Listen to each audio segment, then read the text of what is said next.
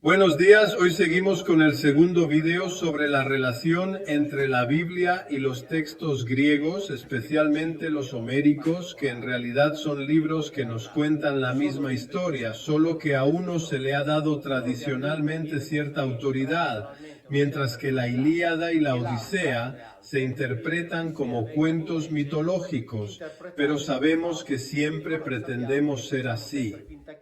Siempre con la convicción de que si damos, nos esforzamos por creer lo que está escrito en la Biblia y en los poemas de Homero.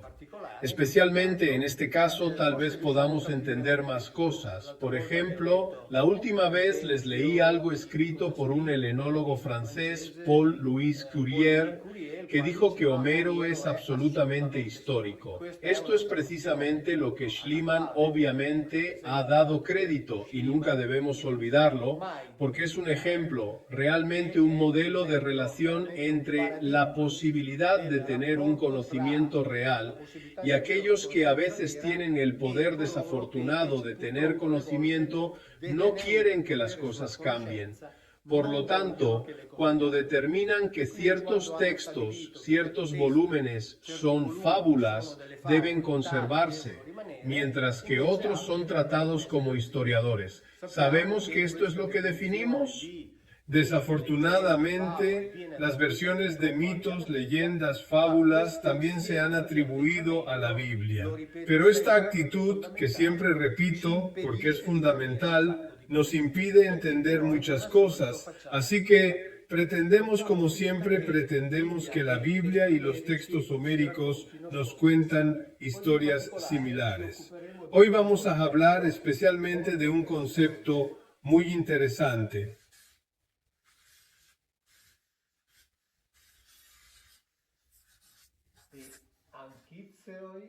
Ankicho conecta un término hebreo, Selev, Ankitsei, Selev. Entonces te dejo, me alejo del espacio de aquí. ¿Por qué te escribiría algo más relevante a esto y no otra cosa que no te ayudará a comprender?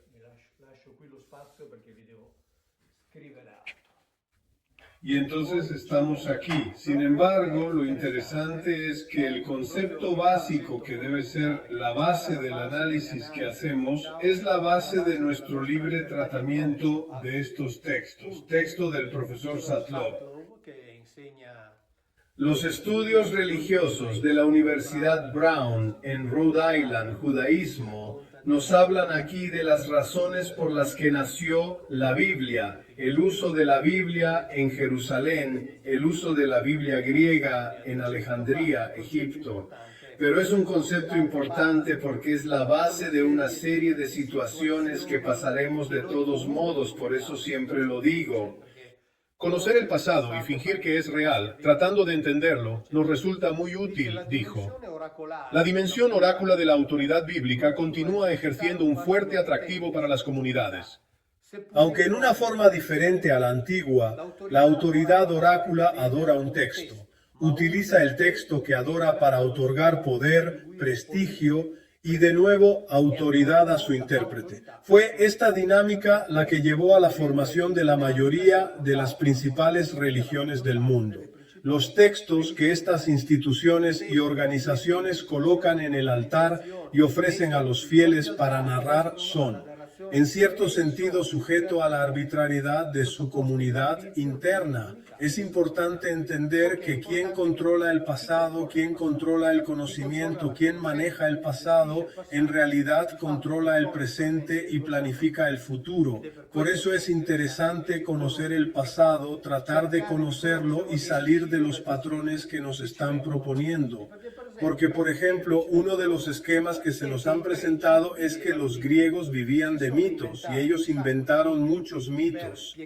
Mitos para explicar las cosas a la gente, etc. Pero en realidad no lo creen. No, tenemos que tener cuidado. Paul Bain, arqueólogo y profesor del Collège de Francia, también escribió sobre esto en numerosos textos. Los griegos creían en sus mitos, que contienen conceptos muy importantes porque nos ayudan a entender exactamente todos estos discursos que estamos dando. En la superficie, solo nos ayuda a entender la relación con los griegos, pero en realidad nos ayuda a entender mucho más. Para aquellos interesados, es muy importante para los griegos criticar los mitos, no para demostrarlos falsos, sino para encontrarlos. La base de la verdad es algo que intentamos hacer humildemente, tranquilamente, pero con un poco de determinación, porque esta verdad ha sido encubierta por mentiras. Lo hemos dicho muchas veces.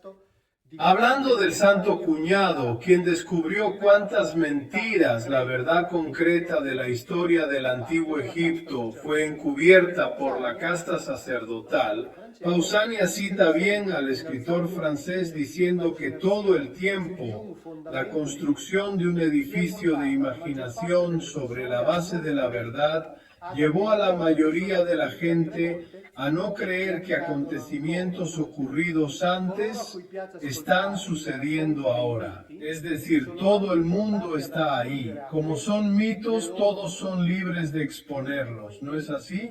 Quienes incrementan la inutilidad no han logrado nada más que negar la verdad que han contaminado con mentiras.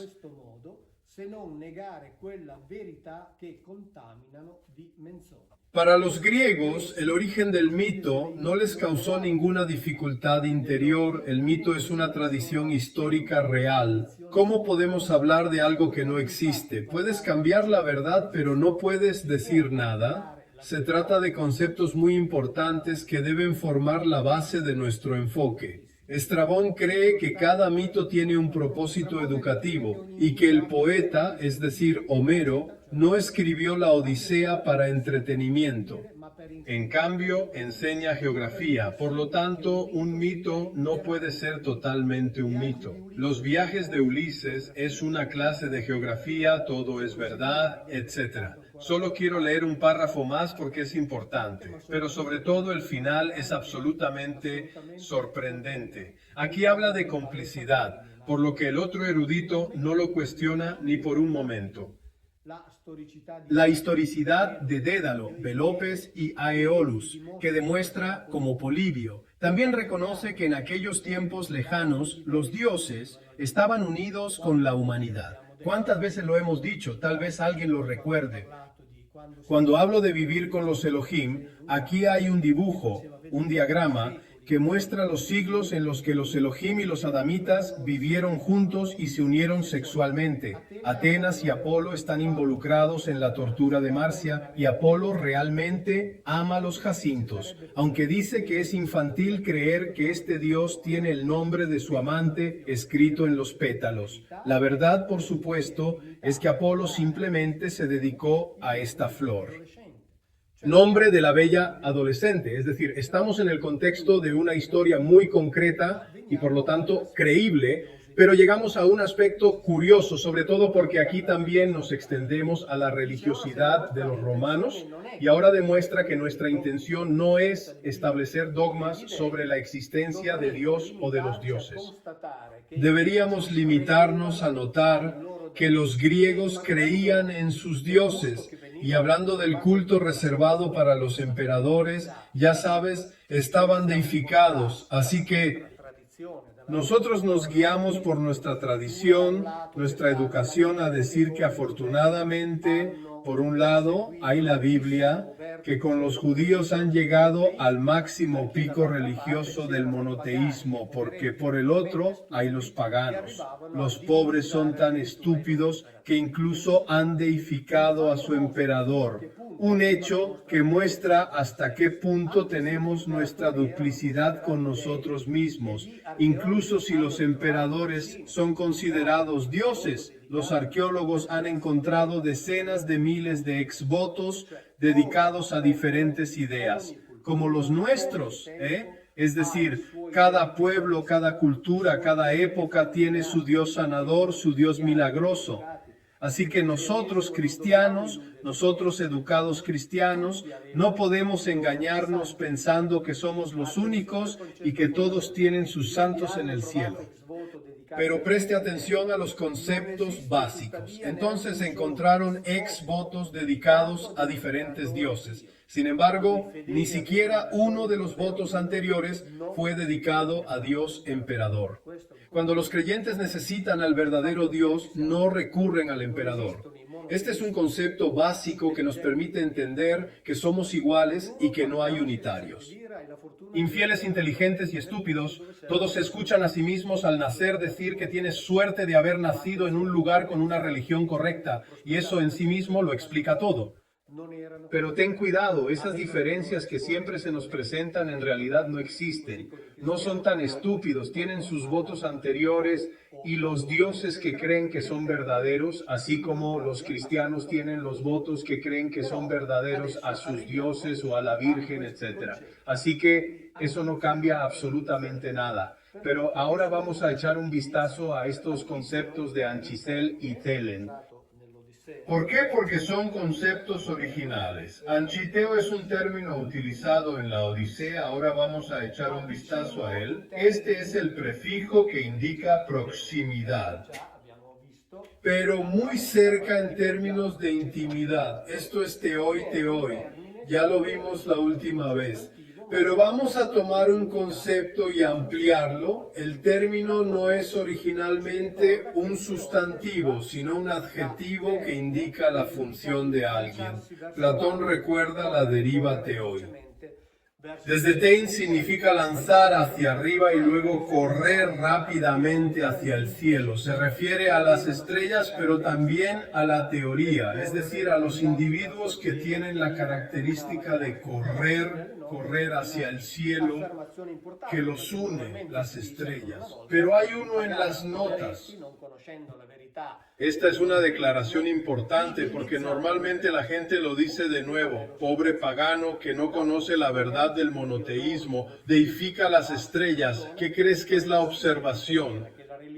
A juzgar por los testimonios de Teodoro, Porfirino, Teofrasto y Platón, es imposible creer que las religiones astrales coexisten con o confundirse con el politeísmo antropomórfico, es decir, que son dos cosas diferentes y sentidas.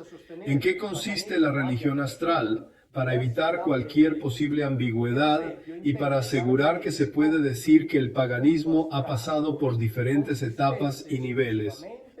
Eusebio tenía la intención de mostrar cómo el culto astral primitivo incluía completamente la adoración de las estrellas, consideradas como elementos puramente materiales. Encontró confirmación en el hecho de que él, ese culto, no conocía ni los templos, ni las estatuas, ni los mitos, cuyos objetos son los dioses personificados, es decir, sus estrellas impersonalizadas. La distinción entre estos dos cultos es clara y entonces el término que se refiere a las estrellas que corren, que solían indicar aquellas estrellas que corren, pero que no son personificadas, se describe aquí muy claramente. Por ejemplo, los babilonios utilizaron la geometría trapezoidal para calcular la órbita de Júpiter y por lo tanto fueron capaces de determinar por adelantado en qué región del cielo se encontraría Júpiter.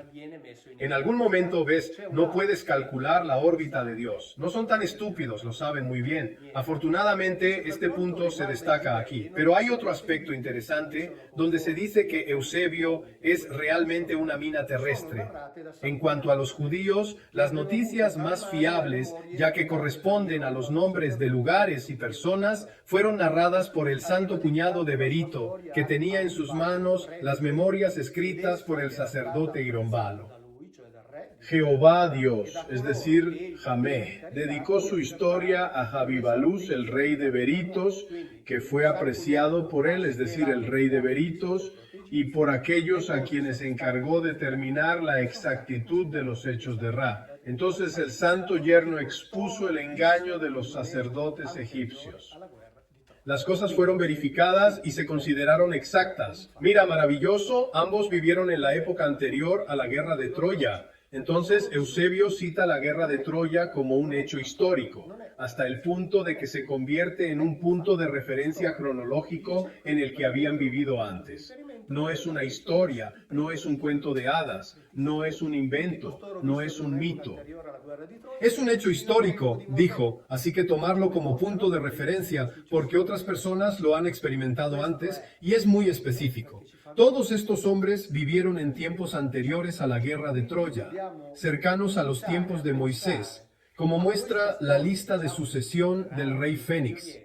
Esto es maravilloso porque nos muestra cómo se cruzan todas estas historias, así que necesitamos empezar a pensar.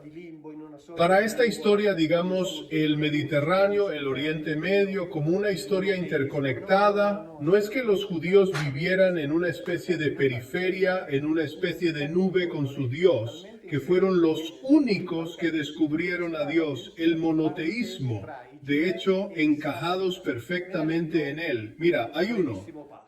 La curiosidad que quería leerles, tan insertada que en los Macabeos incluso hablamos de parentesco entre judíos y samaritanos. Les leeré un pequeño párrafo. Estamos en Macabeos capítulo 1, capítulo 12. En esta epístola se dice que Areo, rey de los espartanos en Onia, sumo sacerdote, sano, se encuentra en un texto sobre los espartanos y los judíos.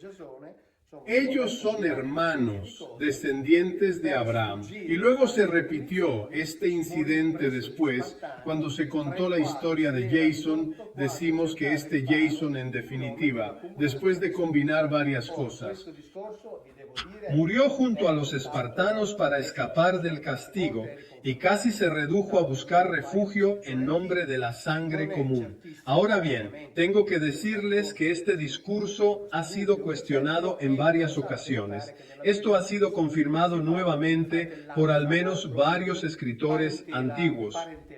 Esto obviamente no es muy seguro, así que tengo que explicarles esto, explicar las dudas que existen. Lo interesante es que la Biblia misma habla de hermandad, de parentesco real, de anchicio. ¿A quién se refiere este término? En la Odisea, Ancisio se refiere a los feacios, el naufragio de Ulises, quien fue recogido por Nausicaa, quien lo llevó a ver a su padre. En el quinto libro de la Odisea estamos hablando precisamente de estas antigüedades, y si se entiende así se puede decir simplemente es un hecho de interpretación, porque acercarse a los dioses puede significar muchas cosas. Al mismo tiempo, también indica una sensación de intimidad, una explicación clara, ya que el rey Feac recibió a Ulises, quien le dejó contar su historia. Era hijo de Nóstito, hijo de Poseidón. ¿Te acuerdas de esos detalles? Le volte in cui vi ho parlato degli incroci appunto tra gli Elohim e le figlie degli Adamiti, quindi sia per quanto riguarda la Bibbia. Cuando os digo el cruce entre Elohim y las hijas de los Ad, ya sea sobre la Biblia o sobre las historias de los griegos, estos se mezclan constantemente entre uno de ellos y un ser humano, o entre una diosa y un niño. Poseidón se casó con Peribea, hija de Eurimedón. Quindi la consanguineità era netta. Il re dei Feaci era nipote diretto di Poseidone. Así que el vínculo de sangre está claro. El rey Fitch es el sobrino directo de Poseidón. En la Biblia, cuando hablamos de la unión de Dios y Adán en Génesis capítulo 6, dijimos que Eurimedón era un gigante. C'erano i giganti sulla terra a quei tempi e anche dopo, quando i figli di Entonces y después hubo gigantes en la tierra, y entonces los hijos de Elohim se acercaron a las hijas de los hombres y ellos les dieron hijos. ¿Son estos los famosos héroes de la antigüedad? Ahora, si ponemos esta frase en este contexto, absolutamente no necesitamos cambiar nada. Relación de sangre. è dichiarata con questo termine nella Bibbia. Lo que se dice en la Biblia con este término aparece y se vuelve evidente cuando se dice que los adamitas fueron hechos con Salem de Elohim. Ahora, el Selem de Elohim es un término que, como dice el diccionario, significa algo cortado y proviene de la raíz verbal salam, que significa cortado. Anche nei dizionari come il Klein Incluso en el diccionario ETB, como Klein de la etimología hebrea, se dice que como el significado original tiene algo cortado, es decir, algo cortado, y por lo tanto cuando la Biblia nos dice que los adamitos fueron hechos por Selem de Elohim, se dice que fueron hechos de cosas cortadas, así como Eva fue hecha por Adán de cosas cortadas. Aquí viene, pero ¿qué es esta cosa cortada? Hay algo en este libro. El mito sumerio que os leo, en el que está escrito exactamente así, en este pasaje, en este texto elaborado por Petinato y luego traducido por Aidel, Botero, Kramer, etc. Así que estamos dentro del alcance. La traducción académica se refiere al tiempo en que los estudiantes o los Anunnaki trabajan en la tierra. Dijo que después de que los dioses habían establecido las reglas del cielo y de la tierra, y después de que habían pavimentado las orillas del Tigris y del Éufrates para preparar presas y canales, Henriel, uno de los dos hijos del jefe del imperio, les dijo: ¿qué quieren hacer ahora? ¿Qué quieren hacer ahora? Oh, gran dios Anuna, ¿qué quieres hacer ahora? El gran dios de Asís respondió a Enlil junto con el fatídico Anuna en Usumua Enduranchi. Queremos matar a los dioses de Alá y dejar que su sangre brote la humanidad. La obra de Dios es su obra, es decir, la sangre de Alá fue tomada. Es decir, la sangre es extraída y luego en la historia de la formación de Adán es purificada y purificada, obviamente para obtener esto de ella, es decir, obtener el selenio de ella, esa cosa que se corta, esa sustancia que contiene la imagen es transferida. Sabemos que esta sustancia cortada y que contiene imágenes es ADN. Entonces dijo, que el pueblo cuide siempre las zanjas de la frontera, que tomen asadas y cestas de trabajo para el templo del gran Dios, que es adecuado para el trono elevado, y que las zanjas de la frontera y los curinos se multipliquen para siempre. Quiero decir, básicamente hay una lista completa de trabajos y dicen que vamos a hacer esto aquí y transferir todo este trabajo duro a ellos. Estamos satisfechos con nuestras leyes. Esto es exactamente lo que hicieron los Elohim, crearon un Edén para trabajar su Gan. En realidad llegamos al jardín del Edén. Sabemos que está escrito en la Biblia que Dios estableció un Gan. Michedem, Michedem es un término traducido a oriente. De hecho, Michedem no significa oriental, ya que la partícula prefijo indica que yo vengo. Es decir, por lo tanto, el origen y dem tiene su significado original en lo anterior. Así que, por así decirlo, los Elohim hicieron el Gan Eden desde uno, como empezando con una especie de matriz, empezando con un formato de primera venida, así que no es AES, sino de primera venida, que es lo que conocemos como el Gan Eden de los Elohim. Ellos plantaron cada árbol que produce buenos frutos para comer. En los apócrifos se dice que esto se aplica al Gan, que significa jardín cercado y protegido, por lo que en realidad ponen buenos árboles allí para comer. Es un lugar especial, es un laboratorio donde producen alimentos y lo ponen en ellos. Sobre ellos, en el quinto libro de la Odisea, se dice que los feachis tienen parentesco con los dioses.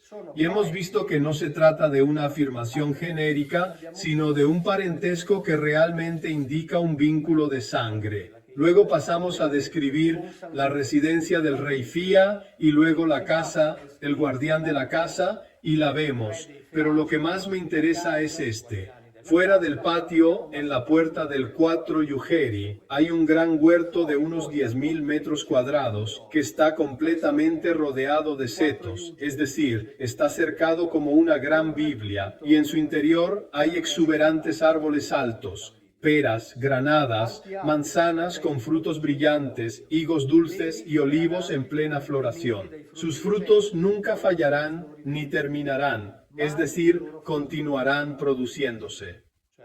Es invierno o verano todo el año, es decir, el propio autor de Homero lo deja muy claro, pero el aliento del viento del oeste siempre hace madurar a los demás pera a pera, marchita, manzana a manzana, racimo tras racimo. Là anche una vigna feconda era piantata e una parte di questa in aprico terreno. Pero junto a ellos hay racimos de flores verdes y algunas que acaban de madurar. Más adelante, los parterres de flores con cada vegetal bien dispuestos son deslumbrantes durante todo el año. Se rió, había 2 fuentes, una por todo el jardín, incluso en Gam había una fuente para irrigar el jardín y luego la otra fue. Aquí en este caso, llevando el agua a la habitación humana, estos maravillosos regalos de Numi están en la casa de Arsino, estos maravillosos regalos de Numi. Ahora, en realidad nos enfrentamos a un jardín muy especial, un jardín donde se impulsa la producción, donde la producción es continua y nunca se interrumpe. Él dejó muy claro que era verano, invierno. Este es un laboratorio especial, en este caso no Elohim, sino teoría, donde plantan uno de los jardines de Mike Edm. Empezando con el formato original y luego con el sistema que tenían en algún lugar, lamentablemente no puedo decir dónde, pero luego copiaron este tipo de producción. De todas formas siempre fingimos, pero fingimos que nos llevan a un mundo fascinante de cosas conectadas.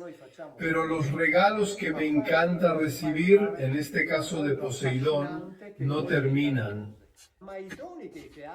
Con este jardín, el rey Feac le pidió a Ulises que le contara su historia, y luego le preguntó también dónde estaba su tierra, porque le dejaría llevarlo en uno de sus barcos. Estamos en el 8º libro, háblame de esta tierra, de tu gente, de tu ciudad, para que te lleven allí, guiados por los pensamientos, barcos, para que te lleven allí, guiados por los pensamientos, barcos. Puedes decir, oh, bueno, es una declaración tirada allí, es una fantasía, ¿no es así? Luego viene la explicación. Porque los Feake no tenían un timón convencional, ni un timón robusto como en otros barcos, pero ellos mismos conocían profundamente el pensamiento y la comprensión del hombre, es decir, cómo se les ordenaba. Por cierto, estos barcos no tienen nocchieri ni kubernetes en el sentido clásico. No es coincidencia que nuestra avanzada cibernética, nuestra relación con los mecanismos sofisticados, se derive de la palabra kubernetes. A través de métodos no convencionales, por así decirlo. Ellos mismos conocen el pensamiento y la comprensión del hombre, conocen la ciudad y los campos de cada uno, es decir, tienen mapas de todos los territorios, océanos, costas y abismos del mar. Atraviesan la niebla y las nubes con mucha rapidez y nunca tienen miedo de lastimarse o perderse. Son barcos muy extraños. Hemos leído anteriormente en un autor que estudia los ritos griegos, que está escrito, no se puede inventar estas cosas que no existen, no se puede inventar cosas que no existen, especialmente este tipo, barcos guiados por el pensamiento, barcos que no necesitan timonel, barcos que conocen la ruta, barcos que conocen la costa y el territorio. Los intrépidos Nadi, que no temen perderse en la densa niebla, viajan en su propia niebla espectral. Así que volvamos a la analogía bíblica, volvamos al Éxodo 16, donde la historia cobra vida. Los viajeros están rodeados de una neblina mística, rodeados por su propia niebla.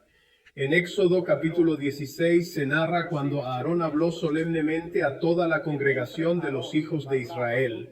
comunità. Ellos se volvieron hacia el vasto desierto y luego miraron atentamente a Aarón. Y vemos claramente la escena en nuestra mente. Y ellos se voltearon hacia el desierto inhóspito.